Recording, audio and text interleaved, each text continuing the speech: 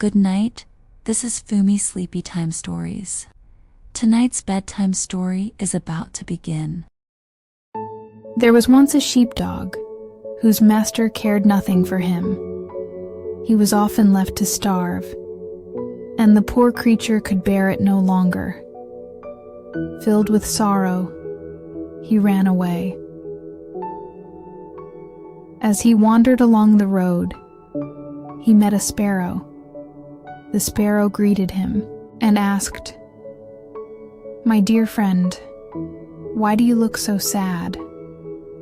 The dog replied, "I am faint with hunger, and there's nothing for me to eat." Hearing this, the sparrow said, "Well then, come with me to the town. I'll find you plenty of delicious things to eat." And so the two set off together for the town. When they passed by a butcher's shop, the sparrow said, "Wait here, I'll peck you down a piece of meat." The sparrow flew onto the butcher's chopping block, looked around carefully to see if anyone was watching, then pecked at a piece of meat lying at the edge. He tugged and pulled until it finally dropped to the ground. The dog rushed forward, snatched up the meat, ran to a corner, and devoured it in no time. The sparrow said, "Hey, if you're still hungry, follow me to another butcher's. I'll get you another piece." After the dog finished his second piece of meat, the sparrow asked, "Well, my good friend, are you full now?" The dog replied, "I've eaten plenty of meat, but I'd love some bread." "Then come along with me," chirped the sparrow. "You'll soon have some bread." The sparrow led the dog to a bakery. There, he pecked at 2 loaves in the display window and dragged them out. The dog gobbled them up and still wanted more. So the sparrow brought him to another bakery and pecked down even more bread. After the dog finished eating, the sparrow asked if he was full. The dog patted his belly and said with satisfaction, "I'm full at last. Now let's take the side road and leave the town." They left the town together and walked along a country road. The day was warm, and a gentle breeze blew. The dog, full and drowsy, soon said, "I'm so sleepy, I think I'll take a nap." The sparrow, understanding, replied, "Very well, have a rest.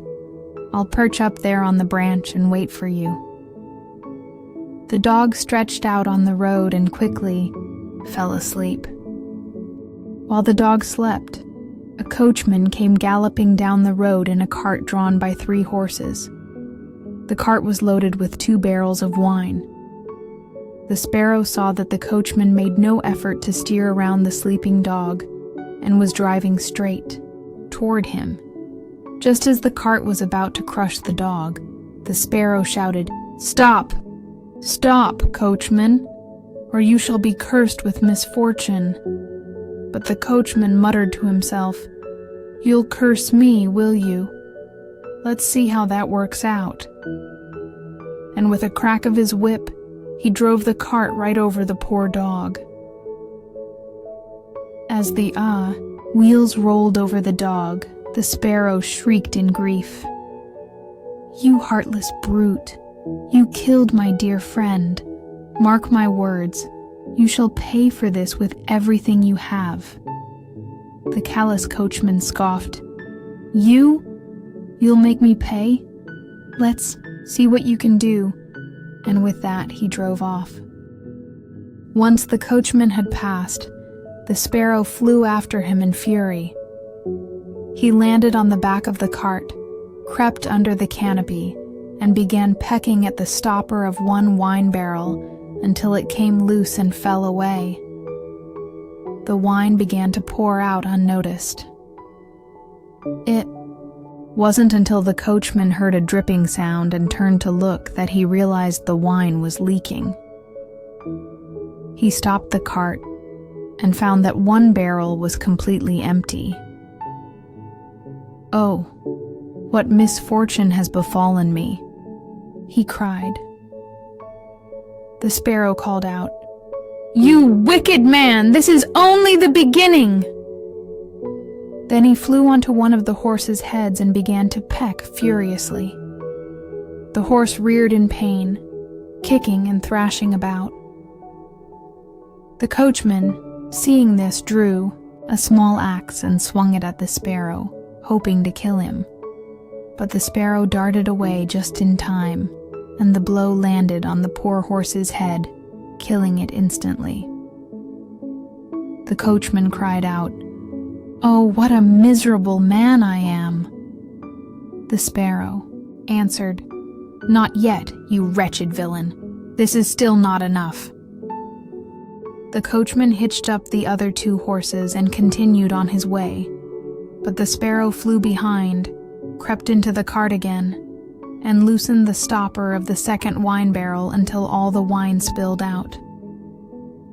When the coachman discovered this, he wailed, "Oh, what a pitiful man I am!" But the sparrow said, "You vile man, you have not suffered enough." Then he flew to the second horse and pecked it savagely. The coachman rushed forward with his axe and swung at the bird once more. Again, the sparrow flew off, and the blow struck the second horse, killing it. The coachman cried, "Oh, I'm such a cursed man!" The sparrow echoed, "Still not enough, wicked one," and landed on the third horse's head. Enraged, the coachman no longer looked carefully nor considered his actions. In blind fury, he swung again and killed the third horse as well. "Alas," he cried, "I am the most unfortunate man alive." The sparrow replied, "Not yet, not yet. I will see to it that your whole household is thrown into ruin, and you shall be punished most of all." The coachman was finally forced to abandon his cart. Enraged, helpless, and full of hate, he returned home. As soon as he stepped inside, he shouted to his wife, "Oh, what a dreadful day! The wine is all gone and the 3 horses are dead." His wife met him at the door and exclaimed, "Oh, husband, a wicked bird has flown into our house and brought a whole flock of birds from the sky. They've flown into the granary and are feasting on all our grain." The coachman rushed upstairs and found the attic filled with thousands of chirping birds devouring the wheat. In the center stood the sparrow. Seeing his grain nearly gone, the coachman cried out, "I am the most wretched man alive." The sparrow answered, "Not yet, cruel man. I shall take your life too." And with that, he flew away.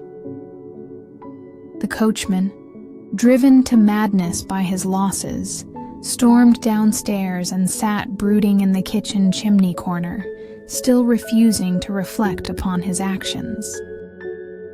Just then, the sparrow appeared at the window and called out, "Coachman, you heartless brute!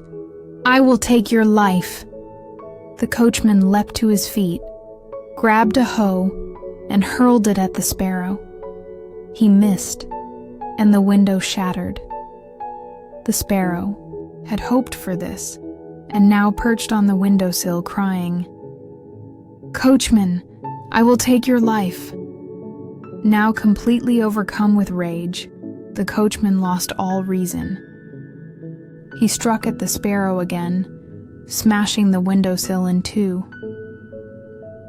The sparrow fluttered about the room while the coachman and his wife chased it in a frenzy, smashing furniture, mirrors, glass, chairs, stools, tables, everything in the house. Yet they never so much as touched a single feather. At last, they caught the sparrow. "Shall we kill it now?" asked the wife. "No," said the coachman. "That would be too quick. It must suffer. I shall swallow it whole." The sparrow beat its wings and stretched out its neck, crying, "Coachman, I shall take your life." The coachman, now beside himself, handed the hoe to his wife and shouted, "Wife, strike this foul bird down. Kill it in my hands." The wife, blinded by fury, swung the hoe with all her might, but missed the sparrow and struck her husband on the head. He fell dead to the ground, and the sparrow, taking its chance, flew quietly back to its nest.